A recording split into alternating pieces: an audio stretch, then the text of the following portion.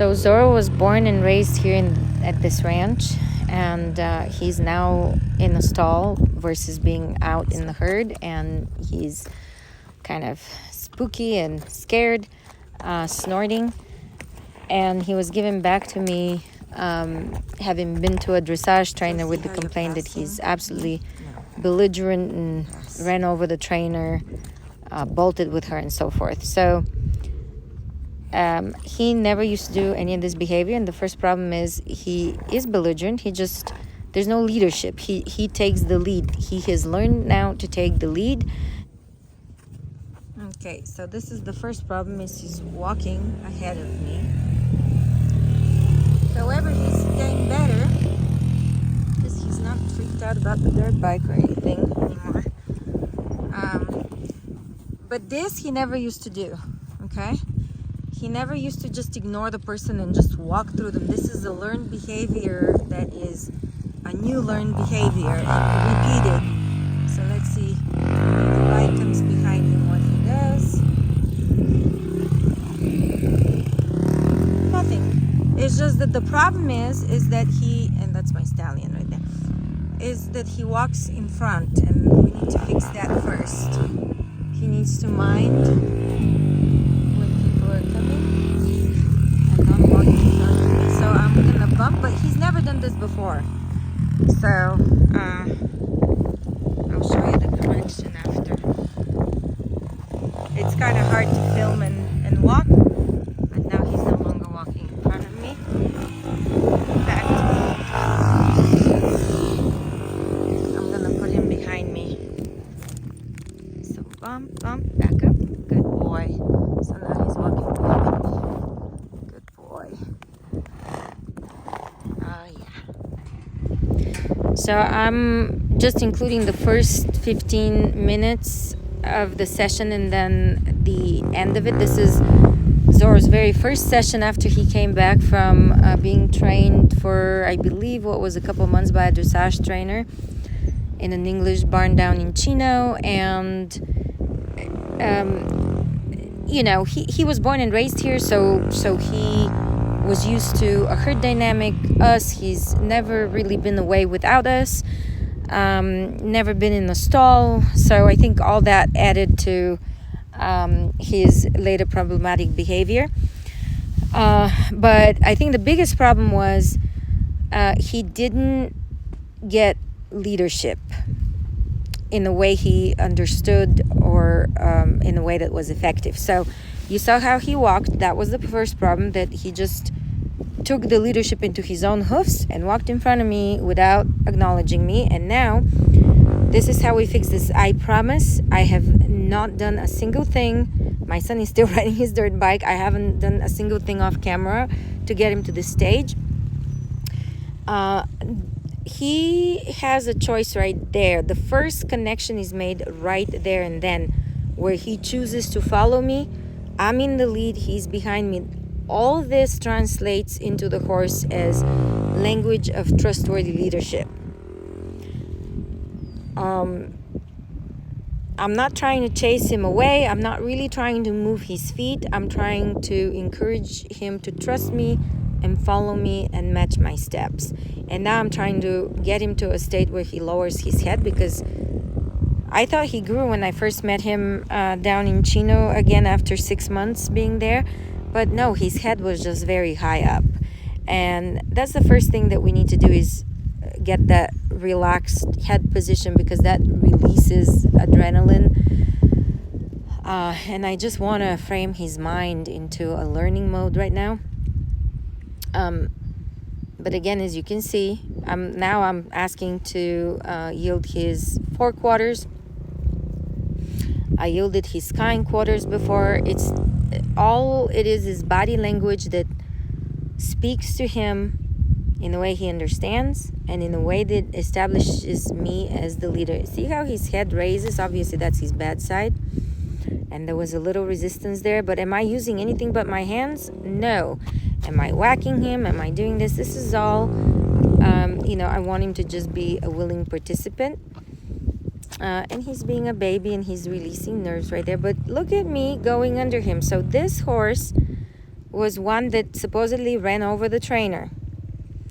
And if you saw him the first few days here at the ranch, he was snorting at everything. It doesn't matter that this was his home before. He's been out for 6 months. The tractor that I used to have to like push him away for safety, he snorted at that. He was wanting to, spook at trees and leaves and everything that he's known his whole life over here. So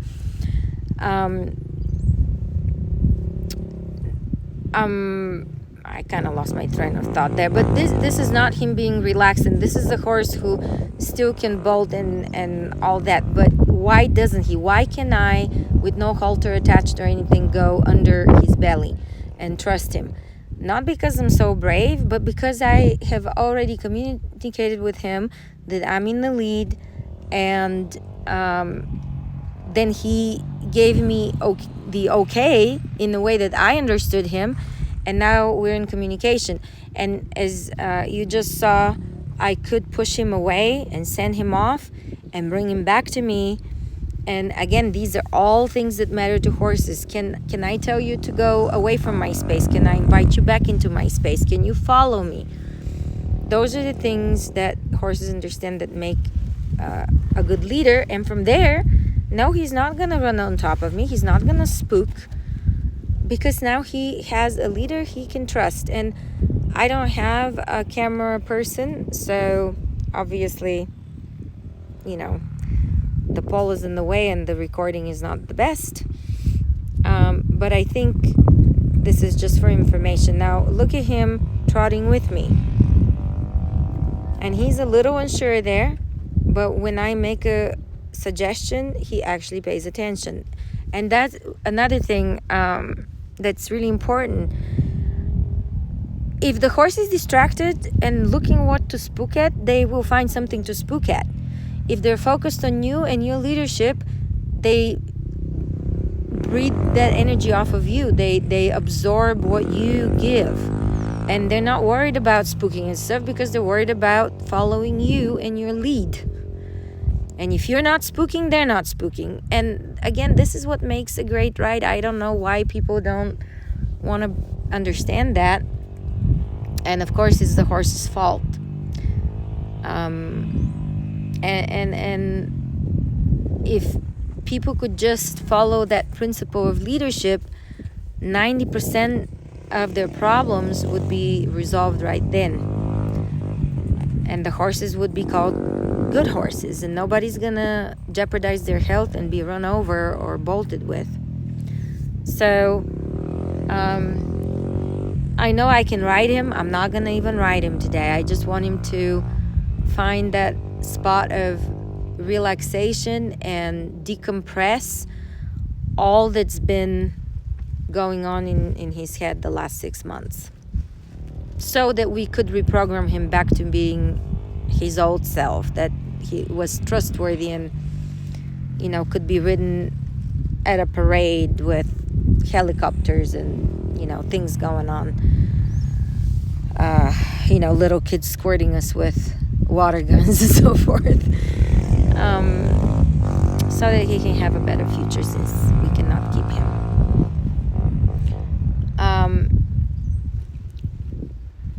Yeah, I don't know what else to add right now. Just watch the communication in the session. It's kind of a lot of hanging out with me, and he definitely was spooking at the motorcycle for a minute, but as you can see now, he is not spooking at that at all, because he's focused on me. It's not that the motorcycle went away or he had enough time with it to really get desensitized to it, but his focus changed from the scary thing to me. Again, this is his first actual training session since he's been back, and I can't remember what day. I think it's day 5 today that he's been back, or maybe less, I don't know, something like that. I'm purposely throwing the rope on him to provoke him to spook. It things that, you know, move and make a noise and go on top, and he sees it from the other eye and so forth. I'm also working on his flexing right there, because flexing is another way of diffusing and decompressing. Flexing is also how we do our emergency one range stop, and he needs to be really soft at that. I'm moving his hindquarters here on purpose so that the camera can see the flex better. And he's super soft, and this is how he knows to stop. Now for collection, I don't know much about dressage at all. I do know this, that a lot of the trainers, you know, apply pressure to in the mouth with the bit, and then squeeze the horse into their collected pasture. And if that's not countered with lateral flexion and just being soft in a circle and so forth, it causes the horses to ignore the pressure in their mouth, and they lose their stop and run forward. And that was another complaint that I think my daughter shared with me, that he kind of bolted through the bit pressure. And yeah, I mean, if you think about how we train race horses to run fast, is we apply pressure and they run through the bit, and the more we pull, the faster they run. This is why we teach the one range stop and the flexion as well, so that we can counter and still have that sliding stop that Zoro was so good at stopping, and then also incorporate that with the vertical flexion. Again, I am absolutely not a dressage trainer or expert. I just see a lot of horses with the same problem being trained in similar ways, and I just want to caution people. I think we're going to work on his vertical flexion and his stop, you know, within the next few sessions. But what I wanted to also say is that the first 3 days when he was back here where he was born, he was an absolute basket case. And so it's not like he got more relaxed. He got a little bit more relaxed the 3rd day, but it's not necessarily really the environment and the fact that he knows this place, even though that helps. But it's not really that is allowing me to go under his belly today. It is our communication and changing his state of mind and the way he thinks that is allowing me to do that. Because I literally, in the beginning of this video, I walked him to the round pen. I didn't do a single thing but turn my phone on, and then I did walk under his belly, I don't know, within a few minutes, as you saw. Now what I'm doing there is putting him on the fence, because one of the things that horses seem to spook at is when they see stuff above them. And not that, I mean, he's been ridden all over the place. It's just that I want to check all the variables and present him with all kinds of you know, stressful factors to see what has changed on him in the past few months. And in a minute there you would see me act kind of like a drunk person and try to flop on top of him as soon as I get him kind of aligned with the fence, which he's not. He's coming at a 45-degree angle. And later on I'll work on bringing his hip in and get him parallel and all that. But I just couldn't make the video so long as to include the entire session. So that's kind of where we're at there, working on that.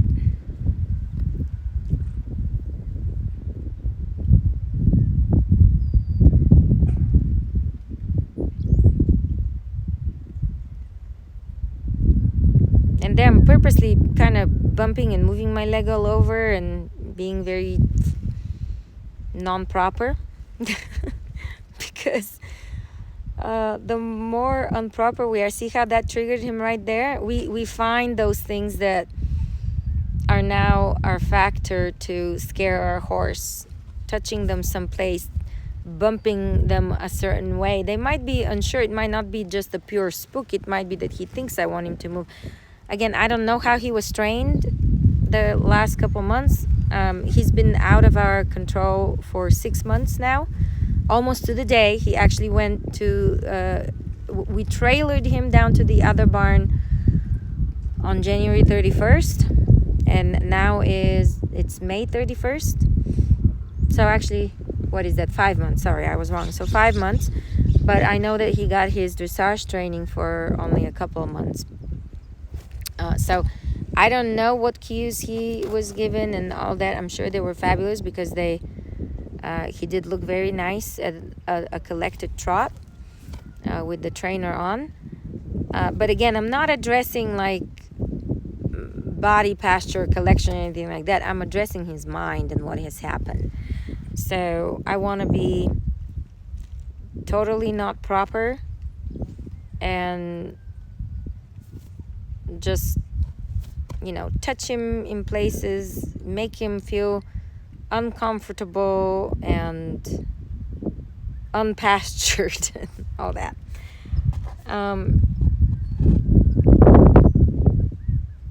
So by the end of this session, he chose to lay down. The tarp, we had a tarp here and kind of a dust devil, and the tarp blew. Of course, I didn't catch that on camera. The tarp flew. I was sitting down in the middle of the round pen. Zoro was laying down. Kind of like, with his head down and everything, didn't even care. And then a helicopter came and flew right over our heads, and I thought I was catching that moment recording, but apparently I didn't press record. So I caught the helicopter on the way out, and he laid down like a dead horse the entire time until I started talking in the video about the helicopter, and then he kind of raised his head and then he laid down again. So you're gonna get to see all that. So I'm sitting down here with him, and he just decided to lay down because he feels safe. Good boy, Zoro. I've just sat down for a few minutes after the first session. Good boy. And these are the things that make a good horse and make them relaxed and trusting and give us a better ride. See him licking and chewing? He has a lot to unwind and share. And by the way, the wind's been blowing this tarp. And of course, now that I'm recording, it stopped blowing. But even though the tarp is blowing, Zoro here could care less about it, and I'm still sitting down.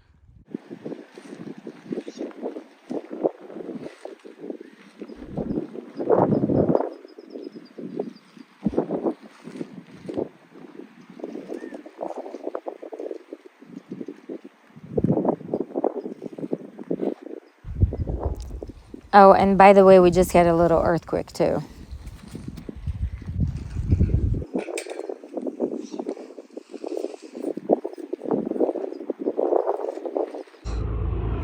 There's a helicopter right above us and I kind of missed it. Oh, where is it? I don't know where it is. The sun is shining too much, but you missed it. But Zoro is still laying down. I'm here halfway through it. He didn't even raise his head.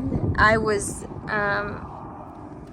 once I started talking, he kind of raised his head. There it is. There's the helicopter. It flew right over our heads, literally right over our heads, and Zoro was just laying down. And this is where the horse trusts the leadership. Now what's magical is that after Zoro laid down, his friends came over and they laid down. So Milo over here, who was previously wild, laid down not before Zoro, he wasn't even here earlier, but after Zoro has been sleeping for a while, and there he goes again, then Milo laid down. And the tarp is kind of still blowing, not as much as earlier. And he just relaxed and laid down. Okay, this is still session 1. I'm still sitting down here. And Zoro is completely free. And he wants to hang out with me. Look at his head position. It's down low. Do I think this horse is gonna run me over? I wouldn't be sitting down like this because I have a bad left knee. Among other things. But right there. He is choosing this. There's no rope, there's no halter. His friends, in fact his mom and his friends are right there. So he could choose to go by the fence line and hang out with them. He's choosing the human. And look at his eye right now. I don't know if the sun is shining, so you probably can't see his eye. His eye is completely relaxed. His head is down. That was a fly. He just wants to be here because he recognizes the leadership and he's safe. And no, he doesn't choose his mom or his friends over me. There he is. I don't know if we can see each other here. Hi, bud. I don't know how the camera will catch that moment. Oh, and he just yawned. Show them how you yawned again. Good boy. Good boy. Another yawn? Now a shake. Okay, that's acceptable too. Oh, there's the other yawn. There we go. So he's releasing all the stress that he's carried for a long time. That is what makes good horses everybody wants. And if we don't do the work, we don't get that kind of horse. And that's what people don't realize that it takes. And now, by the way, I took like 15 minutes to edit this video, and he has not moved. His leg is cocked. I don't know if you can see his eye, but he's literally sleeping, kind of. Standing up, sleeping, falling asleep. Completely relaxed. And my feet are right here. And his feet are right there. And I'm kind of... He's keeping a shadow over me. And my phone. So we didn't overheat. And my knees are extended. Honestly, I haven't moved from this spot. Because this horse, again, used to... I was told that he bolted, he ran people over. Not people, just one person, the trainer. But, yeah, he's been like this. I don't know if I can zoom in his eye. Of course, now that I'm moving and talking, he's awake. But he was closing his eye.